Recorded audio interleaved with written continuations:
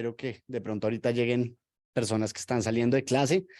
Es un gusto para mí presentarles a Cristina Arango, que es nuestra invitada de lujo para estas tertulias de Ejercer la Economía. Cristina es egresada del pregrado y de la maestría de la Universidad de los Andes. Hizo un MPA, que es una maestría en Administración Pública en Harvard. Y pues bueno, ahorita actualmente está de directora de la empresa Acueducto de Bogotá, que es un monstruo enorme, pero también ha estado al frente de Cali, tiene, digamos, un montón de experiencia en políticas públicas. Entonces nos parece pues una carrera súper atractiva para explorar, para que oigan pues de Cristina como cuál fue su experiencia en el pregrado, qué herramientas le dejó para su vida profesional estudiar economía y pues, digamos, para quienes no sepan o que es la primera vez que vienen a una tertulia, este espacio que ya es tradicional en la facultad surgió por iniciativa, digamos, pues sí, de la misma facultad, al darse cuenta de que los estudiantes estaban expuestos sobre todo a los profesores. Pues los profesores, digamos, que tenemos son excelentes, son brillantes, etcétera, pero representan una proporción muy chiquita, digamos, de lo que son los campos de ejercicio de la profesión, ¿sí? Entonces, estos espacios tienen como propósito principal traer egresados destacados que tienen una carrera por fuera de la academia para oír justamente pues, de estas personas cómo fue su paso por el pregrado y qué herramientas les quedaron para su vida profesional. Entonces, nada, tenemos esta vez a Camila Ojeda como moderadora del espacio. De todas maneras, pues esto, la idea es que sea una conversación informal. Si quieren levantar la mano, digamos, mientras tanto, lo pueden hacer sin problema. Y Camila, me parece muy chévere que esté de moderadora porque Camila ya está terminando Derecho, pero está empezando Economía. Y de lo que nos contó hoy, Camila decidió estudiar economía pues porque le encanta, empezó con la opción y está muy emocionada con la carrera, pero en parte también porque ya al estar cerca, digamos, de su grado en Derecho, ha empezado como este proceso de reflexión de qué herramientas, digamos, se necesitan desde su punto de vista en el mercado laboral, y eso fue la que la llevó, además de que le gusta la carrera de economía, a tomar la decisión de hacer pues el doble programa. Entonces creo que es una mezcla muy peculiar de un estudiante que ya está cerca a su tránsito al mercado laboral por un lado, pero por otro lado está empezando, digamos, la carrera de economía. Entonces nos pareció un perfil muy chévere. Y nada, pues sin más preámbulo, les doy la palabra a nuestra invitada Cristina y a Camila. Okay. Buenos días, buenas tardes. Antes que nada, esto es un espacio realmente bastante abierto a las preguntas. Lo importante es que yo voy a comenzar haciendo unas preguntas introductorias, pero si alguno tiene alguna duda, solo es que alce la mano, porque realmente la dinámica es que sea una charla, algo muy ameno para todos. Entonces, la primera pregunta es, cuéntanos a qué te dedicas, cuál ha sido tu trayectoria y desde que te graduaste del pregrado, ¿qué has hecho hasta el día de hoy?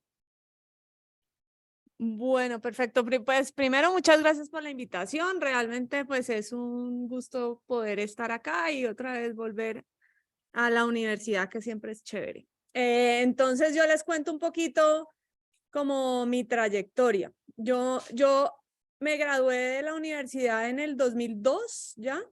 Y casi inmediatamente, o mientras estaba haciendo el PEC, la maestría en economía, comencé a trabajar en el Ministerio de Hacienda y Crédito Público en política macro. Realmente toda mi trayectoria es en el sector público, tanto nacional como local. Después del ministerio, o mejor dicho, estando en el ministerio, me fui a estudiar a Harvard, hice la maestría en Administración Pública y Desarrollo Internacional, y cuando volví, me devolví y comencé a trabajar en el distrito, en la Secretaría de Hacienda como directora de estudios fiscales.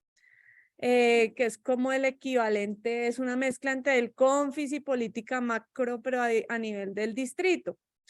Después de eso, me pasé a planeación distrital, en donde tuve la oportunidad, terminé, digamos, como secretaria de planeación, y ahí se mezcla en planeación distrital, a diferencia, digamos, de planeación nacional o otros temas que son más bien la parte urbana y la parte de, como de norma urbana, de definición del territorio, adicional pues de lo más clásico, que es como la parte de inversiones y digamos los proyectos de inversión de planear un poco más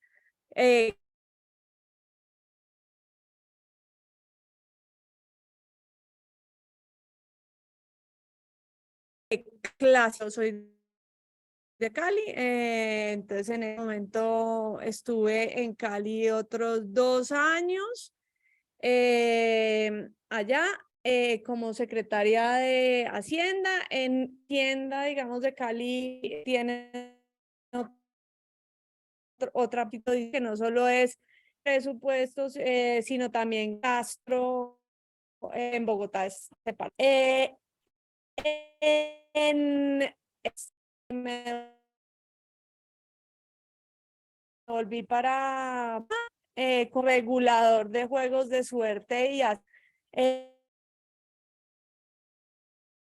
entonces nuevos juegos para plata, toda la plata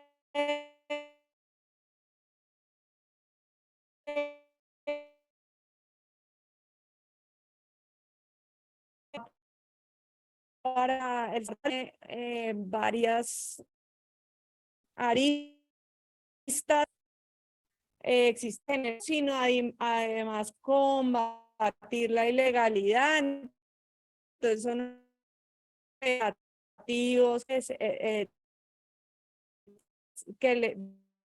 digamos que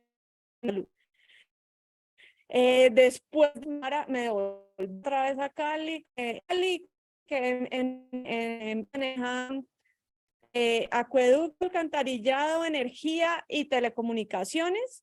Después de en Cali me devolví para Bogotá como asesora del ministro de Hacienda y Crédito Público. Ahí estuve casi año y medio, algo de ese estilo, como jefe de gabinete, ahí coordinando, digamos, el ministerio en diferentes, en los temas, digamos, críticos o que se requerían para terminar el gobierno en ese momento. Y después de eso me fui para ADRES, en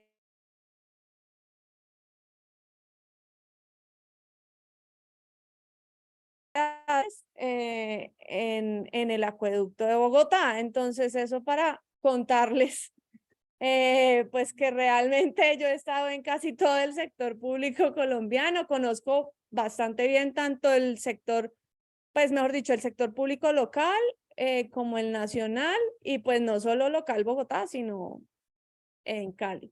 Entonces, mi trayectoria se ha, digamos, movido sobre todo en el sector público y en diferentes sectores de lo público.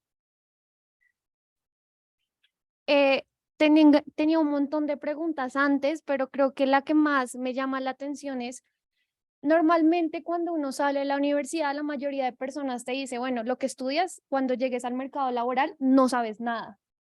¿Y cómo usted hace para, o sea, de verdad, hacer de todo? Porque el área público se necesita tener como esa especialización en cada sector. Sin embargo, usted ha trabajado en todo, o sea, en toda la parte, o sea, ¿cómo hizo para poder tener esos conocimientos, esas habilidades, esas aptitudes para encajar en todos lados? Porque de verdad ha sido en todo. Bueno, muchas gracias. Pues no, a ver, realmente yo lo que creo es que el sector público realmente necesita gente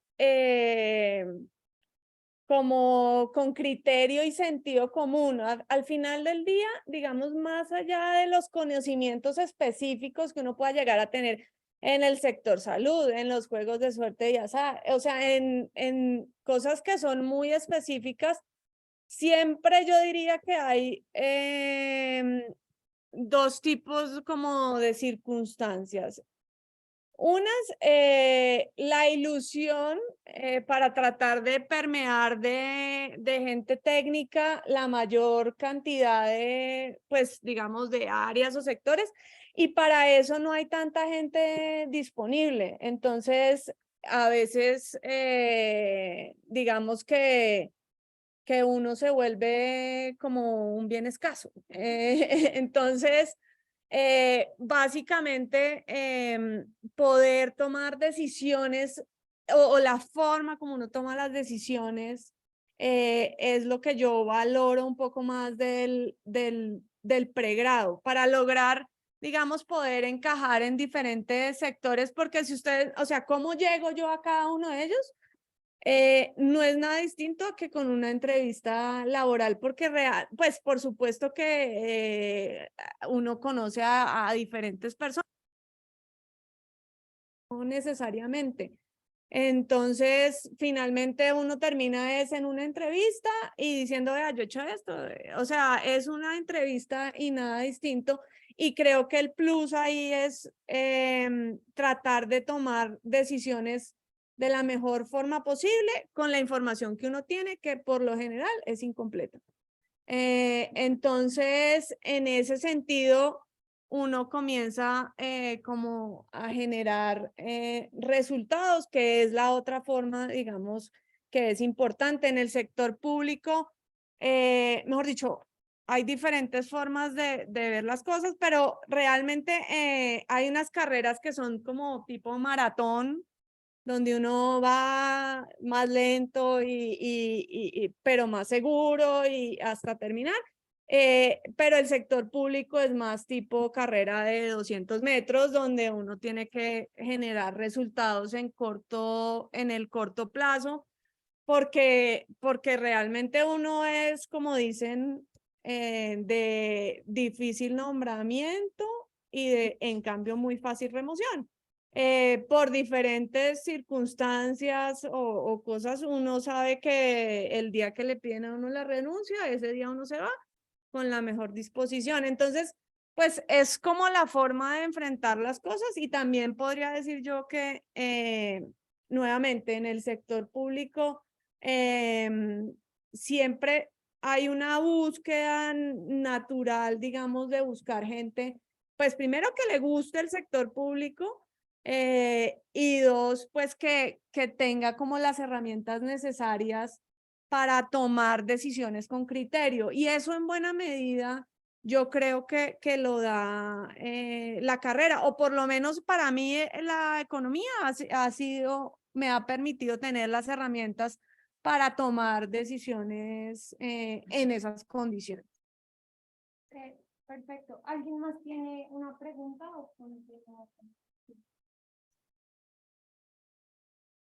Bueno, hablando, perdón, en consideración de lo anterior, de todos los modelos abstractos que uno ve en la carrera, de todas las medidas, realmente, ¿qué le ha servido para abordar los problemas en su mundo profesional? O sea, ¿cuáles de las medidas que aprendemos en el pregrado usted las utiliza? ¿Cuáles de los modelos abstractos le ha servido a usted como profesional?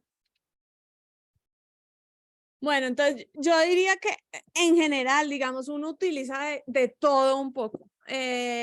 Hasta incluso, yo no sé si, yo supongo que todavía ven contabilidad, pero hasta eso, pues la contabilidad es básica, o sea, para uno enfrentarse a un balance, entender qué está pasando, desde la contabilidad que pues a mí en su momento no me parecía tan chévere, hasta y es nuevamente, dependiendo del problema al que te enfrentes, uno utiliza diferentes herramientas. Entonces, para algunas decisiones, por ejemplo, la econometría es fundamental, y voy a tratar entonces de poner como ejemplos. Entonces, digamos, un tema que se maneja en el sector de agua o que es una preocupación es la utilización adecuada del recurso, porque el agua pues es un recurso escaso y necesitamos usarla de la mejor forma posible. Entonces, entonces dijimos, bueno, ¿cómo es una forma adecuada para llegarle a los usuarios y ver qué tipo de, pues, cómo podemos lograr mejorar, digamos, la utilización del recurso? Entonces dijimos, bueno, comencemos a hacer diferentes experimentos y entonces hicimos uno en el que le mandamos en la factura el clásico experimento pues controlado que tiene, pues mejor dicho, con todo lo que uno ve en econometría. Para definir, a unos les mandamos una carta en donde la persona consume más que el promedio de su vecino y le decimos en la factura, por favor, tenga cuidado, usted está consumiendo más que sus vecinos, puede ahorrar. Busque a ver cómo puede mejorar su consumo. A otros les dijimos, venga, usted está consumiendo, felicitaciones, usted está consumiendo menos que su vecino. Entonces, para saber qué tipo de mensaje le llega mejor a la gente, cuál es la mejor herramienta, pues ahí sí la econometría y establecer cuál es el mejor mensaje para llevarle a la gente. Y encontramos que realmente uno se puede ahorrar, nos podemos ahorrar casi 1 millón de metros cúbicos de agua con un mensaje sencillo para los estratos más altos. Los estratos más bajos, digamos, pues, no funcionan. Los estratos más altos son los que más consumen, entonces tienen más margen de bajar. Pero ese tipo de herramientas funciona bastante bien. Cuando trabajaba, por ejemplo, en el Ministerio de Hacienda y Crédito Público, pues allá sí que se usaban modelos tanto macro, el pensional que ahora está de moda, o cosas más macro, digamos que ya de eso a mí me queda poco, pero o sea, en un mundo como en el Ministerio de Hacienda, se manejan, digamos, los modelos macro o modelos de equilibrio general o como ese tipo de modelos. Y en el día a día también uno diría pues, cosas tan simples como una negociación con esto es teoría de juegos y vamos con un juego secuencial o simultáneo, o sea, dependiendo de uno cómo plantee diferentes negociaciones que también es el día a día, teoría de juegos funciona bastante bien. Pero nuevamente, todas esas, o sea, yo no podría decir, pues, o sea, uno a veces como que dice, ay, uno ve mucha teoría, pero realmente al final esas son herramientas que uno tiene y que le dan el criterio para tomar las mejores decisiones y lo que uno tiene que al final es decidir, vea, la mejor herramienta para esta decisión o para esta otra es esta o aquella. Y de igual forma, pues en el mundo, digamos, un poco más empresarial o de empresa pública, pues nuevamente la contabilidad, el estado financiero, la inversión debe ser rentable, o sea, ese tipo de cosas también, por supuesto, son fundamentales. Entonces yo diría que en general, pues a veces uno usa más que otras, pero nuevamente es el criterio que uno ya comienza a tener para poder usar la mejor herramienta en X o Y problema. Pero realmente uno sí las usa, o sea, uno sí termina usándolas, pues por supuesto que si uno se va a, pues no sé, al sector salud, micro y es pues mucha más micro, y si te vas al Ministerio de Hacienda, a política macro, pues vas a usar más modelos macro, pero nuevamente también es importante, pues mejor dicho, dependiendo de lo que a uno le guste y el sector que uno finalmente o el área que uno decida, la carrera que uno decida emprender, pues ahí uno usará más, unos más que otros, pero pero no hay que despreciar la teoría porque realmente uno no la vuelve a ver o la ve ya muy poco y en cambio sí funciona bastante bien para tomar ciertas decisiones. Perfecto. ¿Alguien tiene una pregunta o continuamos? ¿Sí? Regálame un segundo. Hola, ¿cómo estás? Acabaste de mencionar como las herramientas que adquiriste durante el pregrado y que utilizas actualmente, pero a mí me gustaría saber cómo aquellas herramientas que no viste o que no adquiriste durante el pregrado y que tuviste que adquirir ya cuando entraste al mercado laboral. Gracias.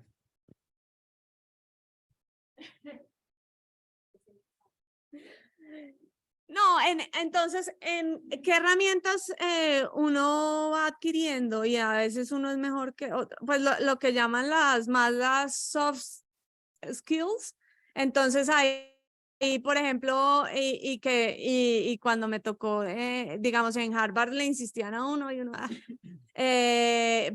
comunicaciones, negociación, al fin esas otras cosas también son bastante útiles y necesarias, o sea, poder comunicar bien una idea hace toda la diferencia en que una política pública realmente sea exitosa o no. O sea, al final y desde el sector público uno termina siendo, mejor dicho, un vendedor de políticas públicas.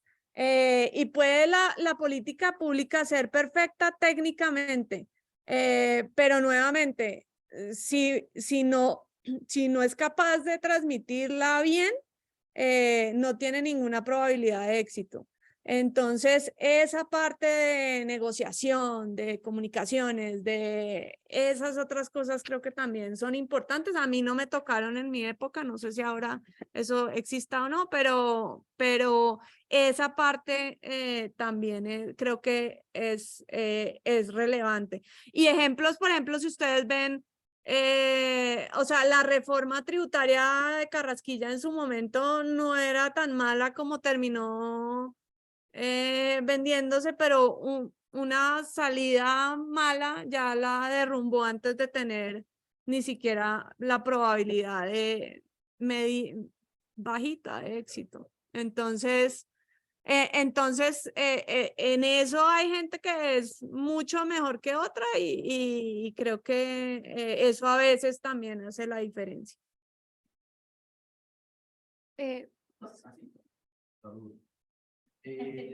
Estás hablando acerca de las herramientas que adquiriste y que te son útiles laboralmente, pero aquellas herramientas que te son útiles como en la vida personal, por ejemplo, no sé, inteligencia monetaria, que se llaman, en cuanto a créditos, cosas así, algo así te ha servido, tu pregrado te dio una herramienta. Esa es una buena pregunta porque últimamente he estado pensando en eso, pero con la inflación. No, realmente eso también le hace falta más a uno de entender las finanzas personales y uno cómo debería administrar a gente. En eso sí debo decir que mi marido es bastante mejor que yo y en eso él administra mejor esa parte. Eso es algo que todavía no administro muy bien. Pero afortunadamente me tocó un buen marido para eso.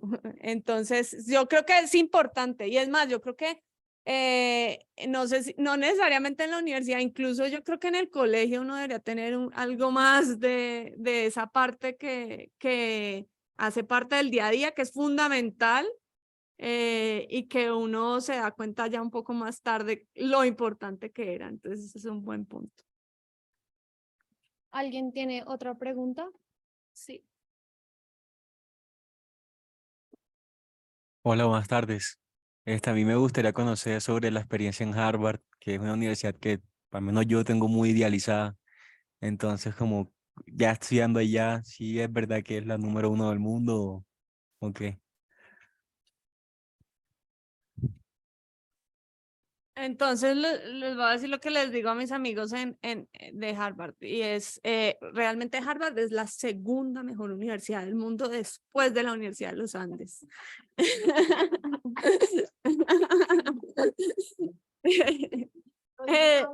Sí. No, a ver, la experiencia, yo creo que cualquier experiencia afuera, en otra universidad, es súper chévere. Pues yo personalmente disfruté mucho mis 2 años en Harvard.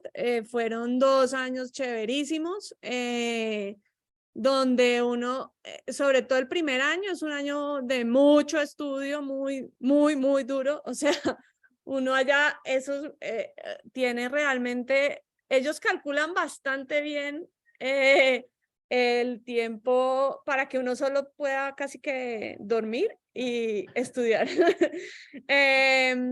Pero realmente sí es una experiencia espectacular.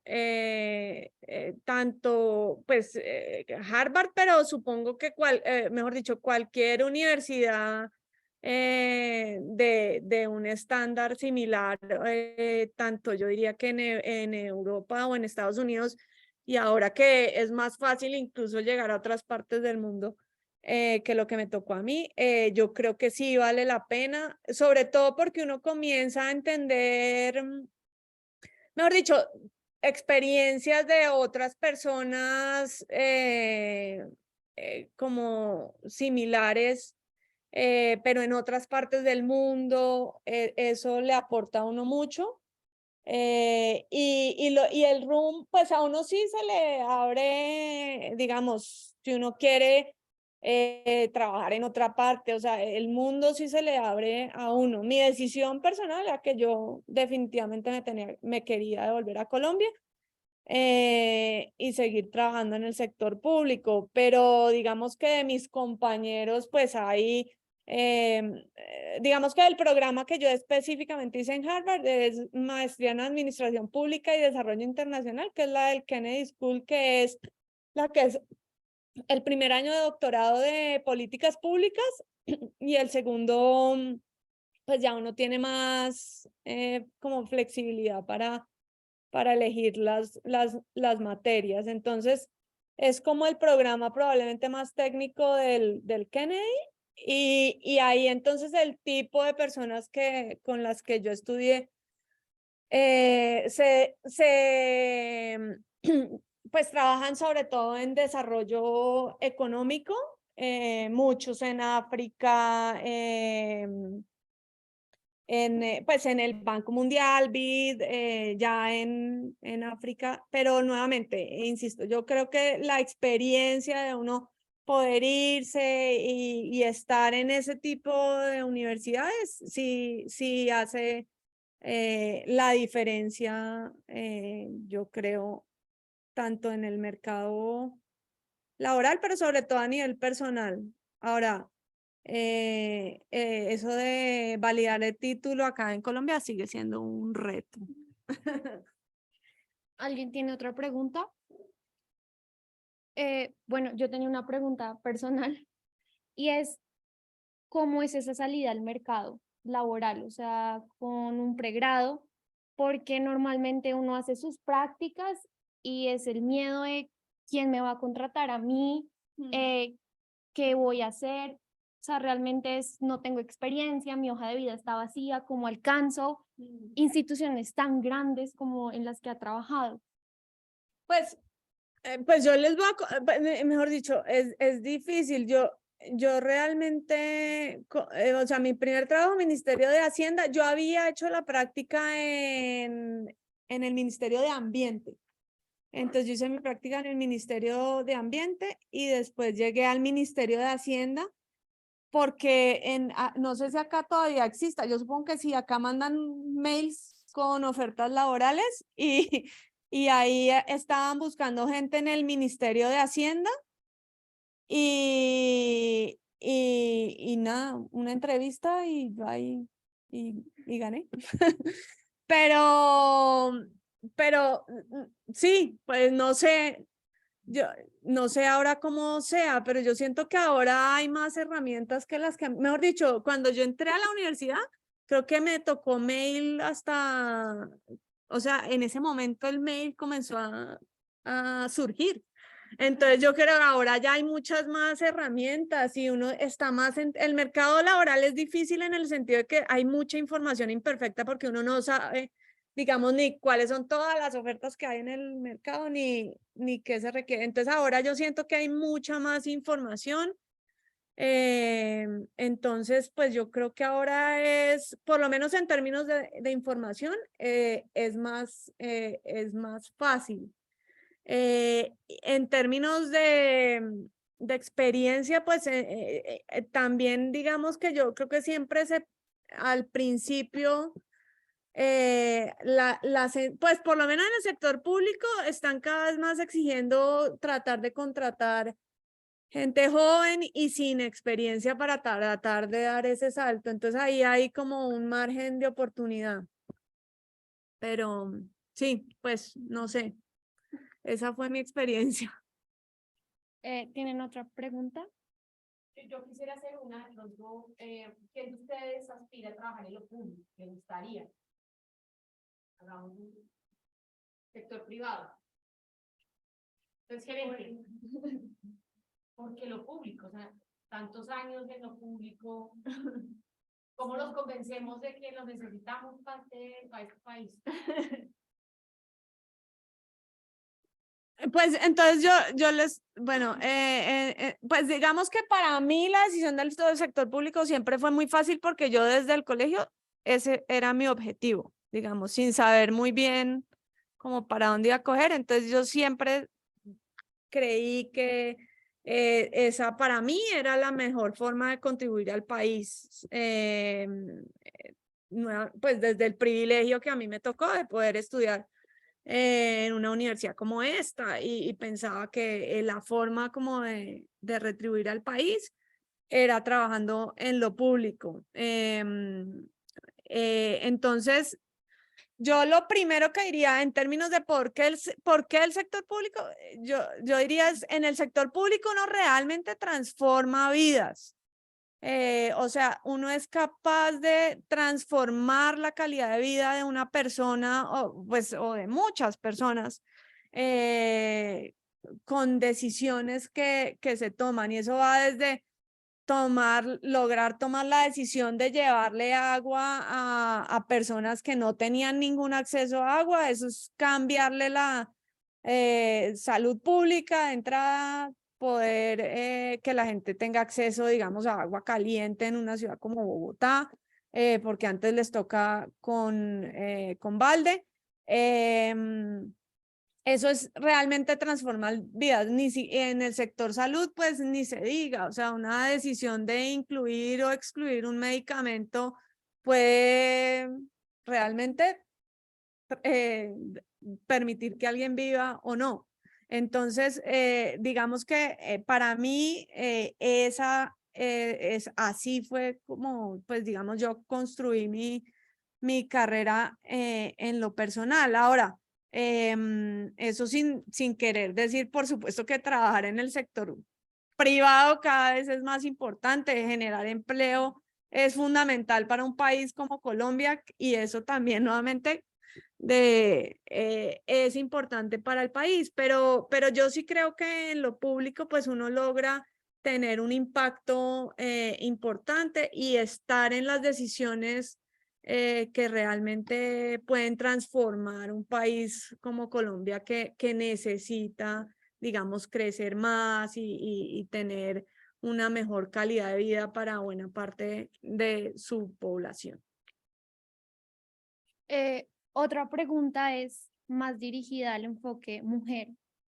Usted como mujer y como economista mujer, sabiendo que la mayoría de economistas eran hombres, ¿cómo ha sido salir al mercado siendo mujer? Y además veía un artículo que decían básicamente que usted era una persona muy blanda, por decirlo así, sentía mucho a la población. Entonces, ¿cómo pudo balancear o tener ese balance en su vida entre lo que usted siente, sus pilares versus el mercado en sí, lo que se pide, sabiendo que Colombia es un mercado difícil siendo mujer. Esa siempre es una pregunta difícil.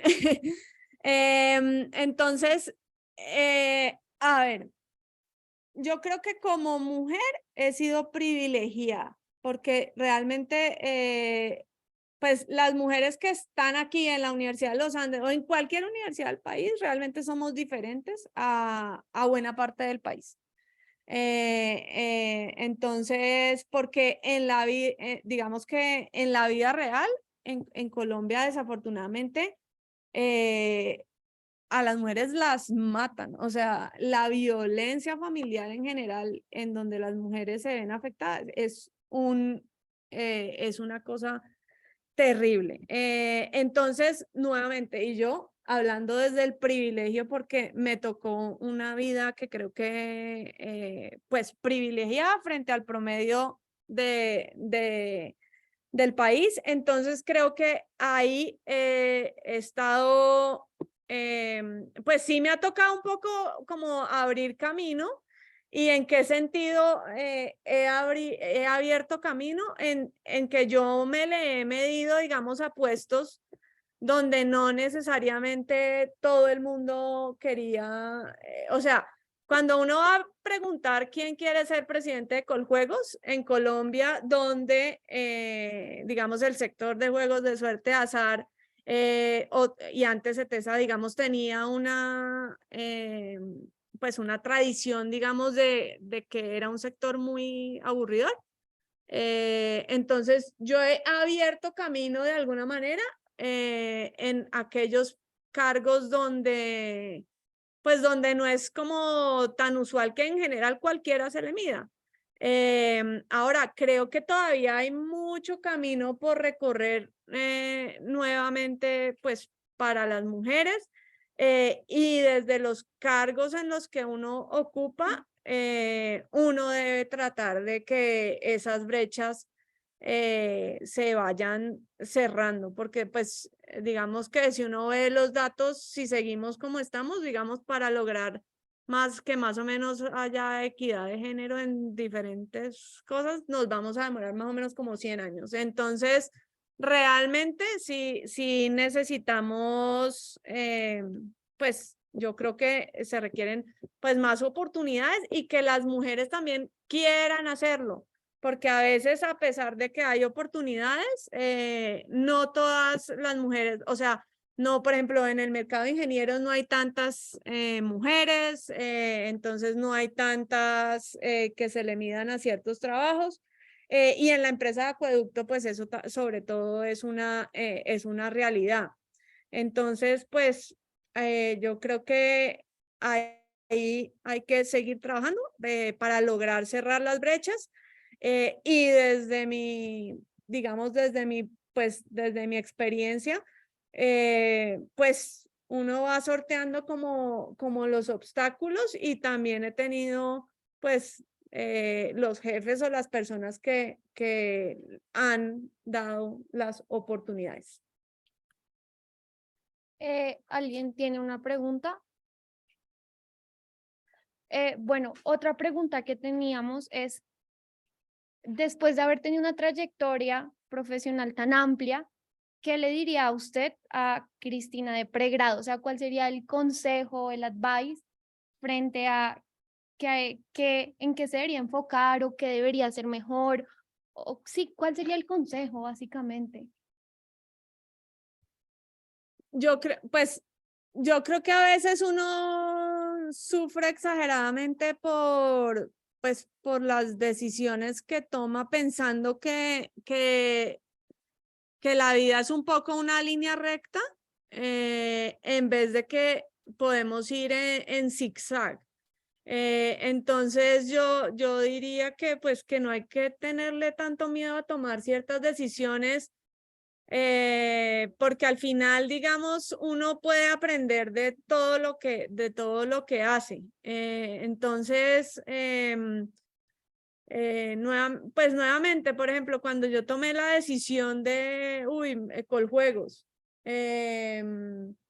pues uno dice, pero eso sí va a ser bueno para la hoja de vida o qué, eso que estar en el sector de juegos de suerte de azar, sí o no. Pero al final realmente uno aprende de todos y si yo no hubiera estado en Coljuegos, no hubiera tenido, digamos, otras oportunidades que después de las que he podido aprender. Por ejemplo, en Coljuegos nos tocaba administrar unos operativos enormes para lograr, mejor dicho, por ejemplo, llegar a Montería con policía, no sé, desde Valledupar para que no nos fueran a coger. O sea, ese tipo de, si se quiere, de herramientas solo se consigue en el sector de juegos de suerte de azar porque no hay otro donde uno le toque montar un operativo con policía, abogados, mejor dicho, de todo y, por ejemplo, tener los camiones listos para que lleguen las máquinas, después destruirlas, o sea, todas esas cosas que uno no se imagina que pueden llegar a ser útiles, pero que realmente pues le aportan a uno en su vida profesional. Entonces, mi punto aquí es que a veces, mejor dicho, si uno debe estar dispuesto a aprender de todo y estar abierto a aprender de todo y creo que eso le permite a uno construir sobre su carrera sin que necesariamente todo sea una línea recta de comienzo como asistente, yo no sé qué, después jefe, no sé qué, después coordinador de no sé qué, después no necesariamente va así, uno puede irse moviendo en diferentes áreas hasta para darse de alguna manera la oportunidad de ver diferentes cosas y poder tomar la mejor decisión del camino final que uno quiere tomar. Entonces, abrirse un poquito a las diferentes oportunidades, creo que eso le permite a uno tener más tranquilidad en la vida y no enredarse en pendejadas. Gracias. ¿Tienen alguna pregunta? Bueno. ¿Es que el hecho de que seas economista ha afectado a tus relaciones personales? No, que sí, ¿no? Pero en qué sentido, no, los economistas son chéveres, ¿no? Pero sí, por ejemplo, la percepción que yo tengo como de mis compañeros de otras carreras es que los economistas son pesados. Entonces, pues eso pues, tiende a que de pronto sea un poco complejo trabajar con economistas y sobre todo lo que tú decías al principio, como todos estos temas de comunicación, realmente como que en el pregrado no aprendemos lo suficiente a expresarnos como economistas, economistas que trabajan con no economistas, sí. Entonces aprendemos a trabajar, a hablar con conceptos muy técnicos y entonces eso también como que aburre a las personas. Sí. No hay poética. Entonces, digamos que bueno, hay unos economistas con complejo de superioridad, eso puede ser cierto, pero en cualquier trabajo, pues digamos, a menos de que realmente uno quiera ser economista puro de doctorado y estar en la Universidad de los Andes haciendo papers, de cualquier otra manera, a cualquiera, en cualquier sector, en sector público o privado, les va a tocar trabajar con diferentes profesiones. Entonces, yo creo que eso es, digamos, sí es fundamental poder transmitir bien, digamos, las ideas y abrirse a poder trabajar con ellos. A mí, en mi día a día, yo trabajo con abogados, con ingenieros, con comunicadores, digamos, con todo tipo de profesiones y uno también debe entender que, mejor dicho, que todos tienen algo que aportar y que todas las opiniones son valiosas y hay que integrar, digamos, a las otras profesiones nuevamente para tomar las mejores decisiones, porque uno, mejor dicho, si uno se cierra que uno es el que tiene la razón y es el único, ahí no va a llegar a ninguna parte. O sea, al final, y pues ya desde, digamos, cargos pues más directivos, uno realmente es tan bueno como el equipo que tenga a su cargo. Y el equipo, y si uno contrata solo economistas, eso probablemente no nos lleve al mejor escenario. Yo creo que ahí sí hay que diversificar y pues tener que, y ahí las decisiones se deben tomar y oír muy bien a todos desde toda perspectiva, porque si no, no funciona. Entonces, pues si uno se cree solo por ser economista, no. Ahí no vamos a llegar a ninguna parte.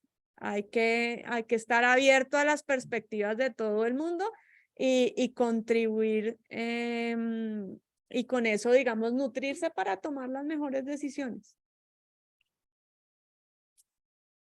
Otra pregunta es más un poco informal. Se la pregunté a mis amigos qué podía preguntar y me dijeron, pregúntale si sus amistades de pregrado como que subsisten hasta el día de hoy, porque normalmente uno está en una clase, bueno, en derecho uno está en una clase y dicen aquí están los futuros magistrados, pero realmente uno no sabe si en un futuro al menos me voy a saludar con esa persona, me voy a, sí, como saber que hice un trabajo con él en primer semestre. No, claro que sí, mis grandes amigos son los del pregrado de la universidad. Digamos que mi chat más activo es de los amigos de la universidad. No, y sin duda, o sea, hay todo tipo de, mejor dicho, y nuevamente, cada uno, yo tengo amigos que hicieron el doctorado, que son académicos, otros que hicieron el doctorado y no son académicos, otros que trabajan en el sector privado, en todo tipo, o sea, hay en todo tipo de sectores, sector asegurador, sector, bueno, real, y realmente mis grandes amigos de la universidad los conservo y molestamos diariamente a través de esos chats. ¿Alguien tiene otra pregunta? Sí. Perdón, profe. Hola, usted dijo que están en el Ministerio de Hacienda o en el ministerio pasó a Harvard. ¿En el ministerio le ayudaron, le dieron algún sentido? Sí, eso es clave. Sí, en el Ministerio de Hacienda creo que ha cambiado un poquito, pero todavía existen las becas.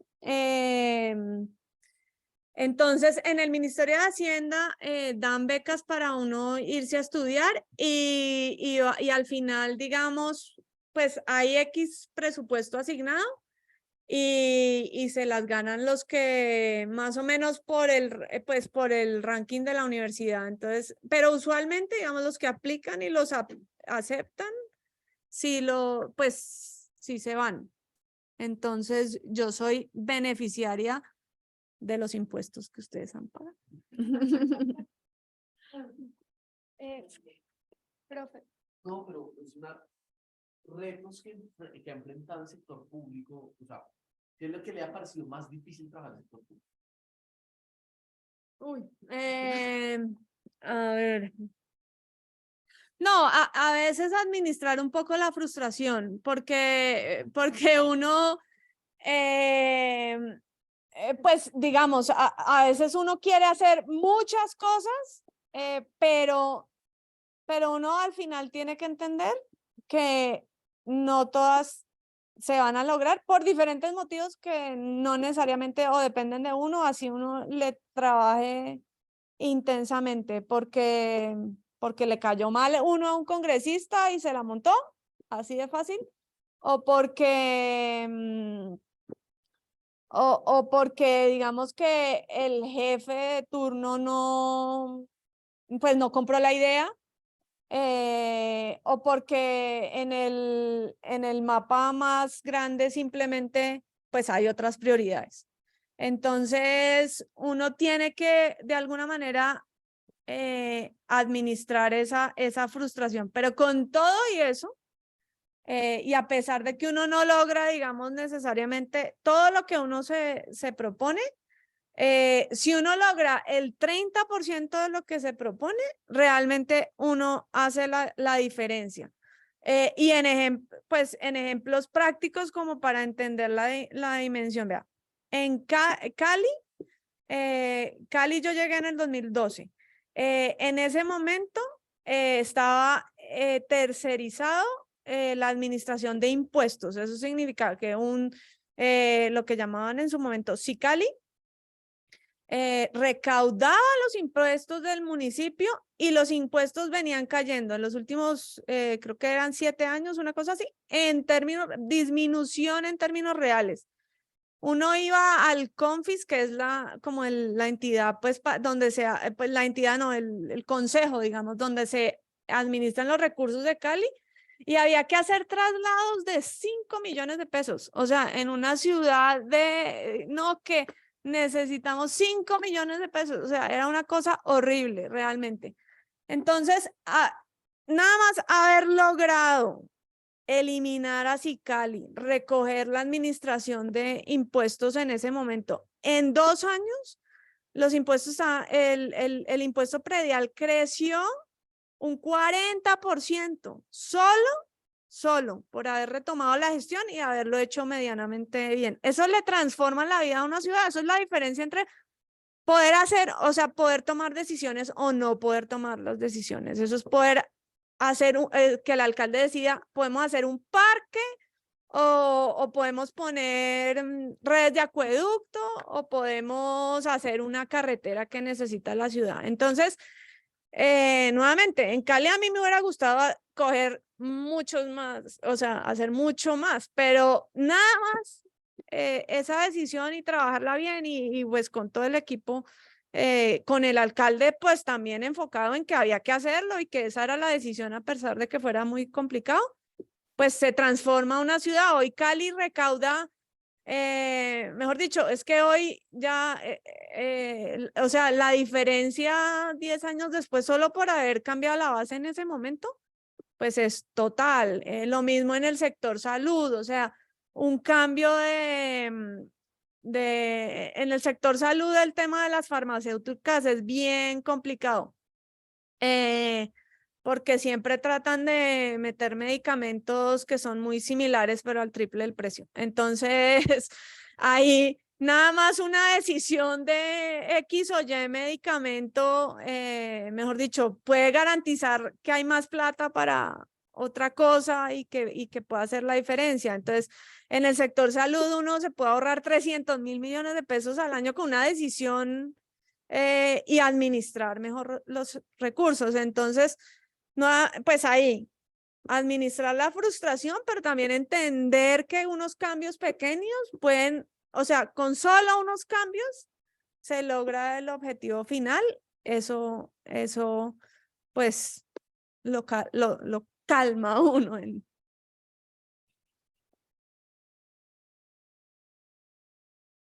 Gracias. En un país que tiene tantos problemas de corrupción en el sector público, ¿cómo se logra manejar de manera técnica este tipo de cargos y lograr como separarse de ese tema político y manejar de manera honesta los recursos públicos? Ay, sí. No, es que es doloroso, pero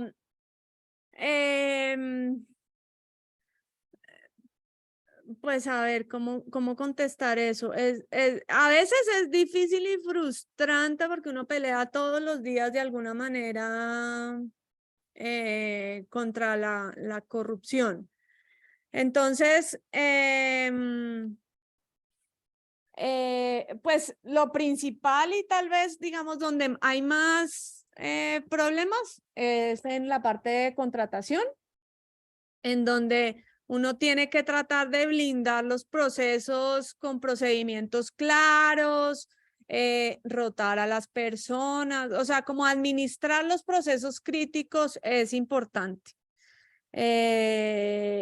Y ser capaz de tomar decisiones de si que algo se desvía, toca parar y retomar, porque no pueden terminar, digamos, procesos que terminen, pues, digamos, afectados por ese tipo de cosas.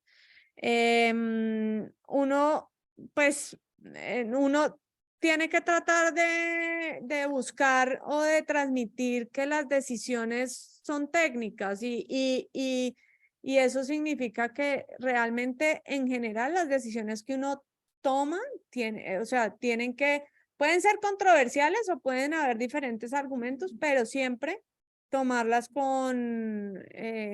pues con toda la parte técnica detrás. Porque nuevamente estamos hablando de información incompleta. Y yo creo que en este país también es un problema que no podamos, mejor dicho, a veces se confunden o se confunde fácilmente corrupción con tomar decisiones con información incompleta. Entonces creo que ahí uno tiene que entender bien, pues digamos, esas diferencias y pues nuevamente tratar de blindarse muy bien frente a los temas de corrupción, que usualmente están en la parte, mejor dicho, todo el mundo quiere su contrato directo y eso, nada, mejor dicho, hay cosas básicas y es, por ejemplo, uno no puede, o sea, en diciembre que todo el mundo manda regalos, todos los regalos se devuelven. Cosas de esas como básicas de los proveedores, uno nunca se reúne solo con un proveedor o con, digamos, pues preferiblemente con nadie. Entonces, tratar pues de administrar diferentes tipos de escenarios que a veces se prestan para y evitar que a uno le pregunten cosas como incómodas. Entonces, si eso funciona cuando uno se blinda en los procesos y pues nada, pues uno no aceptar ningún tipo de regalos o cosas de esas y pues las reuniones nuevamente en el sector público tienen que ser casi que abiertas. Sí, ya vamos cerrando por tiempo. ¿Alguien tiene una última pregunta? O bueno, yo la hago, que es la última que me queda. Básicamente, en una clase en específico hacíamos una política pública, una política económica que uno la escribe en papel, pero sabe que no le va a afectar a nadie. Entonces, como que no la piensa tanto. Mi pregunta es, esa capacidad decisoria que usted ha tenido por ejemplo, en el acueducto, que es tan importante, que es un bien elemental, ¿uno cómo hace para medir las consecuencias que una decisión tan pequeña como usted dice puede afectar a una población muy grande, una población vulnerable? Siento que es muy difícil como esa capacidad de decir sí o no tan contundentemente por el poder que tiene usted de afectar a las personas. Pues lo primero es que es importante que las decisiones, digamos, no las tomo yo solamente, ¿no? Entonces, pues, por ejemplo, cómo asignar una inversión se debe tomar de manera técnica. Y eso significa, por ejemplo, en acueducto. Entonces, para tomar la decisión de dónde debemos reponer redes, entonces revisamos. Vea, en este sector, ¿cuáles son los sectores que más daños tenemos por pues porque se rompen los tubos porque están viejos, si hay redes de asbesto cemento, si hay fugas, muchas fugas. Entonces, tratar de que las decisiones sean lo menos subjetivas posible, creo que hacen toda la diferencia. Entonces, eso creo que es muy importante, porque al final uno está tomando decisiones sobre recursos públicos, entonces deben ser asignados al mejor lugar o a la mejor inversión posible, y eso es lo que afecte o mejore a la mayor cantidad de población, por supuesto con una empresa sana en términos de financieros, y que a largo plazo también pues beneficia a la empresa, por supuesto, en términos de que pues vamos a tener una zona donde antes se rompían los tubos y ya no.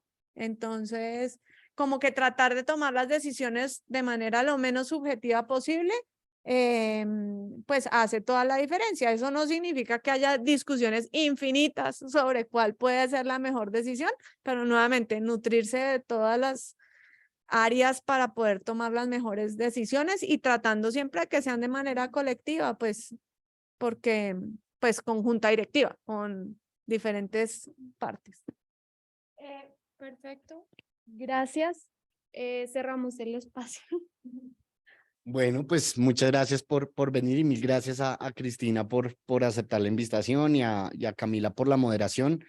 Creo que pues sí, dejan mensajes muy chéveres los distintos invitados que tenemos. Cristina varias preguntas apuntaban un poco, digamos, como este valor de las habilidades que algunas personas llaman blandas, comunicarse, digamos, con personas de distintas disciplinas, que es un esfuerzo grande que estamos intentando, digamos, no solo en el pregrado de economía, sino pues digamos como la comunicación oral y escrita es una de las competencias transversales de todos los pregrados. Eso dio lugar justamente, por ejemplo, a que creáramos como este cursito de segundo semestre que se llama Conversaciones entre Economistas. Obviamente también está el reto grande que usted señalaba, por ejemplo, de cómo, bueno, no hablar solo entre nosotros, sino cuando vamos a hablar con gente que no es especialista, cómo hacerlo. Y todas las profesiones, digamos, tienen esa característica. Métase en un almuerzo de abogados y uno queda aterrado. Obviamente la terminología técnica no es solamente propia de la economía y esas habilidades de tender puentes son súper importantes. Y señaló esto simplemente para que busquen esos espacios en el plan de estudios. Por ejemplo, los CBUs, muchas personas no los llaman costuras. En mi época les decían esas son las costuras, y entonces uno allá se mete como cursos para pasar fácil y que son como secundarios. Al revés, creo que son oportunidades justamente para desarrollar, tomándoselos en serio, esta clase, digamos, de habilidades para hablar con gente de otras profesiones. Justamente los CBUs están pensados para eso. No son cursos disciplinares ya, no son introducciones como en la época mía, en la época de Cristina. Uno podía tomar como CBUs cursos como introducción a la filosofía, ya no, ya son cursos como pensados alrededor de problemas, por ejemplo, política de drogas, ¿sí? Que eso no le pertenece a una sola disciplina. Y ese es justamente el espacio donde uno puede empezar a practicar como esta gran habilidad fundamental para la vida, que es, digamos, la capacidad de entenderse con personas que no piensan de la misma manera, y no porque haya desacuerdos en valores, que eso también es muy importante evitarlo. Cuando la gente no está de acuerdo con uno, no quiere decir que sea mala persona, ¿sí? Puede que uno en la vida se encuentre con personas que son malas personas, ¿sí? Que tienen, digamos, que hay un desacuerdo de valores, pero no necesariamente es así.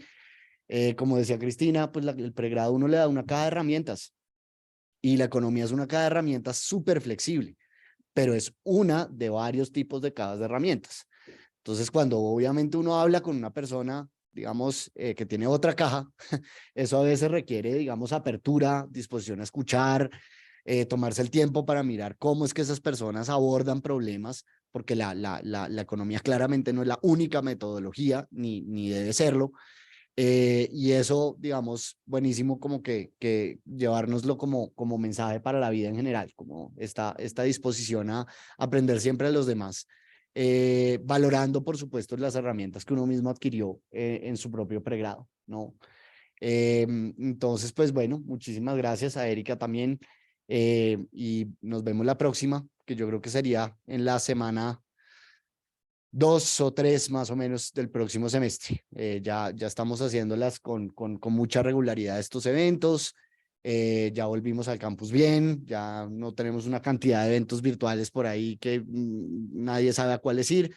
Entonces, siempre estén pendientes, digamos, tendremos 2 por semestre para que lo que tengan en el radar.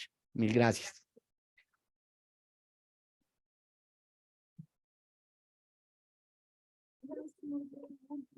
Pero sí, pregúntenme. Es que era hasta los 50 decía, de preguntas. Sí. El Ay, pero no, nunca más perdón. enviar. Pero es que sí me da ay, yo no sé si se quedó, sí, perdón, porque sí, el evento lo citamos hasta la 1:30. Eso se debió. Yo lo vi mal porque tenía que revisar. Tranquila, no, pero salió súper. Mira.